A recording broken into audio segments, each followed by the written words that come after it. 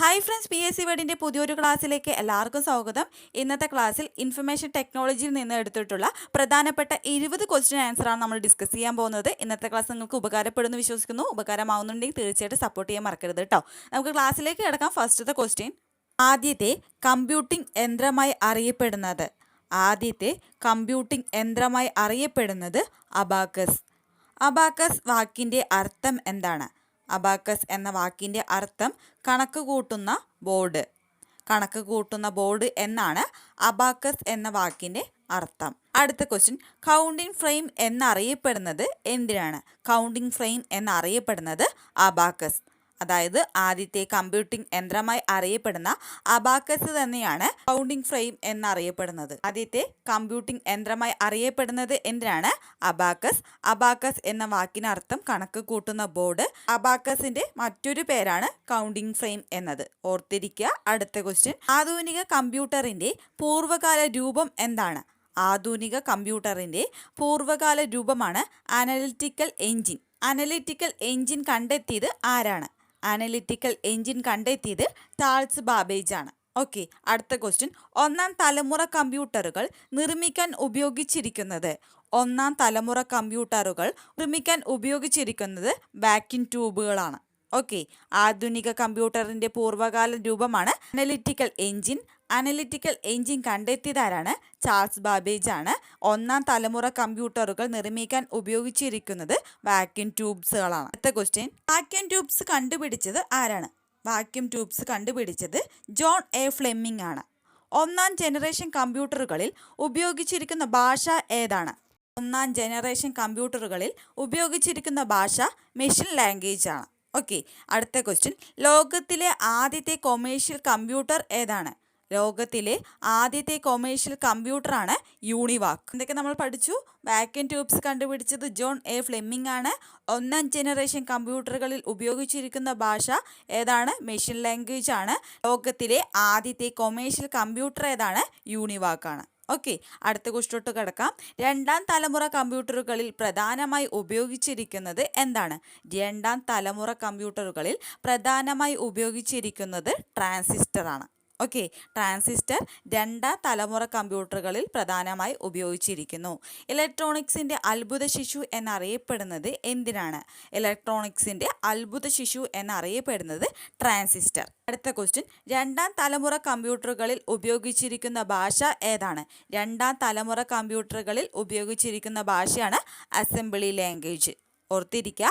രണ്ടാം തലമുറ കമ്പ്യൂട്ടറുകളിൽ പ്രധാനമായി ഉപയോഗിച്ചിരിക്കുന്നത് ട്രാൻസിസ്റ്റർ ആണ്. ഇലക്ട്രോണിക്സിന്റെ അത്ഭുത ശിശു എന്നറിയപ്പെടുന്നത് ട്രാൻസിസ്റ്റർ ആണ്.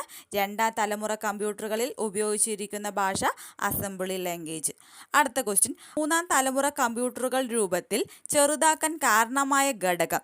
മൂന്നാം തലമുറ കമ്പ്യൂട്ടറുകൾ രൂപത്തിൽ ചെറുതാക്കാൻ കാരണമായ ഘടകമാണ് IC ചിപ്പ്. ICയുടെ പൂർണ്ണരൂപം എന്താണ്?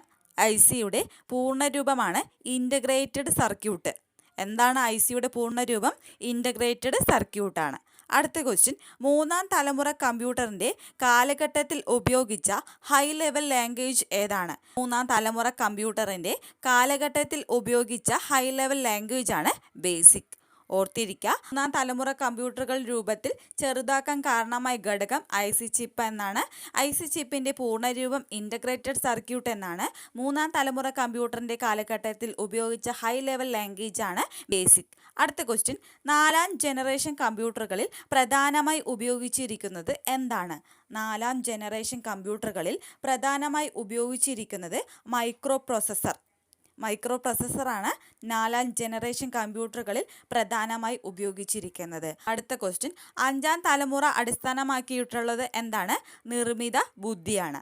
അഞ്ചാം തലമുറ അടിസ്ഥാനമാക്കിയിട്ടുള്ളത് എന്താണ്? നിർമ്മിത ബുദ്ധി. ബൈനറി സംഖ്യ സമ്പ്രദായം ഉപയോഗിച്ച് പ്രവർത്തിക്കുന്ന കമ്പ്യൂട്ടറുകൾ എന്താണ്? ബൈനറി സംഖ്യ സമ്പ്രദായം ഉപയോഗിച്ച് പ്രവർത്തിക്കുന്ന കമ്പ്യൂട്ടറുകളാണ് ഡിജിറ്റൽ കമ്പ്യൂട്ടർ. എന്താണ് ഡിജിറ്റൽ കമ്പ്യൂട്ടർ?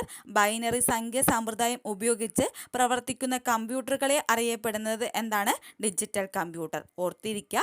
നാലാം ജനറേഷൻ കമ്പ്യൂട്ടറുകളിൽ പ്രധാനമായി ഉപയോഗിച്ചിരിക്കുന്നത് മൈക്രോ പ്രോസസ്സർ ആണെങ്കിൽ അഞ്ചാം തലമുറ അടിസ്ഥാനമാക്കിയിട്ടുള്ളത് നിർമ്മിത ബുദ്ധിയാണ്. ഡിജിറ്റൽ കമ്പ്യൂട്ടറുകൾ എന്താണ്? ബൈനറി സംഖ്യ സമ്പ്രദായം ഉപയോഗിച്ച് പ്രവർത്തിക്കുന്ന കമ്പ്യൂട്ടറുകളാണ്. ഓക്കെ, അടുത്ത ക്വസ്റ്റ്യനോട്ട് കടക്കാം. അനലോഗ് കമ്പ്യൂട്ടറിൻ്റെയും ഡിജിറ്റൽ കമ്പ്യൂട്ടറിൻ്റെയും സവിശേഷതകൾ ഉള്ള കമ്പ്യൂട്ടർ അറിയപ്പെടുന്നത് എന്താണ്? അനലോഗ് കമ്പ്യൂട്ടറിൻ്റെയും ഡിജിറ്റൽ കമ്പ്യൂട്ടറിൻ്റെയും സവിശേഷതകളുള്ള കമ്പ്യൂട്ടറാണ് ഹൈബ്രിഡ് കമ്പ്യൂട്ടർ. ഓർത്തിരിക്കുക, എന്താണ് ഹൈബ്രിഡ് കമ്പ്യൂട്ടർ എന്നത്. അടുത്ത ക്വസ്റ്റ്യൻ, സൂപ്പർ കമ്പ്യൂട്ടർ ആദ്യമായി നിലവിൽ വന്ന വർഷം. സൂപ്പർ കമ്പ്യൂട്ടർ ആദ്യമായി നിലവിൽ വന്ന വർഷം 1960-ലാണ്. ലോകത്തിലെ ആദ്യ സൂപ്പർ കമ്പ്യൂട്ടർ ഏതാണ്? CDC 6600 ആണ് ലോകത്തിലെ ആദ്യ സൂപ്പർ കമ്പ്യൂട്ടർ. എന്താണ് ഹൈബ്രിഡ് കമ്പ്യൂട്ടർ? അനലോഗ് കമ്പ്യൂട്ടറിൻ്റെയും ഡിജിറ്റൽ കമ്പ്യൂട്ടറിൻ്റെയും വിശേഷതകളുള്ള കമ്പ്യൂട്ടറാണ് ഹൈബ്രിഡ് കമ്പ്യൂട്ടർ.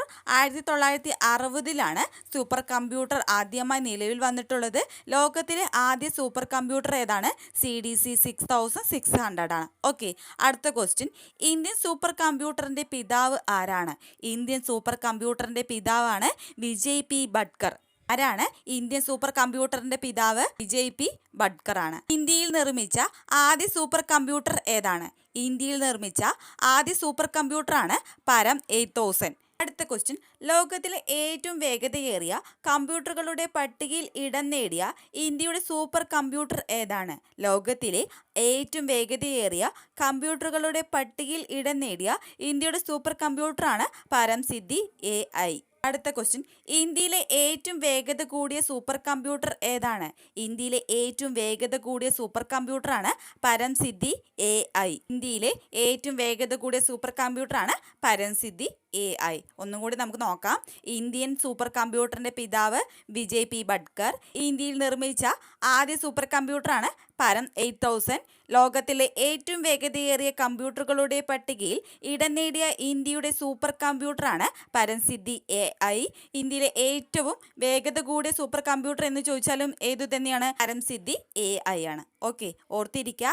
ഹായ് ഫ്രണ്ട്സ്, ഇന്നത്തെ ക്ലാസ് നിങ്ങൾക്ക് ഉപകാരപ്പെട്ടെന്ന് വിശ്വസിക്കുന്നു. ഉപകാരമായിട്ടുണ്ടെങ്കിൽ തീർച്ചയായിട്ടും സപ്പോർട്ട് ചെയ്യാൻ മറക്കരുത് കേട്ടോ. നിങ്ങളുടെ സപ്പോർട്ടാണ് തുടർന്നുള്ള ക്ലാസ്സുകൾ ചെയ്യാൻ പ്രചോദനമാവുന്നത്. തുടർന്നുള്ള ക്ലാസ്സുകളുടെ നോട്ടിഫിക്കേഷൻ ലഭിക്കാൻ സബ്സ്ക്രൈബ് ചെയ്യാത്തവരാണ് തീർച്ചയായും സബ്സ്ക്രൈബ് ചെയ്യുക. തൊട്ടടുത്ത ബെല്ലൈക്കൻ കൂടി ക്ലിക്ക് ചെയ്യാനും മറക്കരുത് കേട്ടോ. Thank you friends.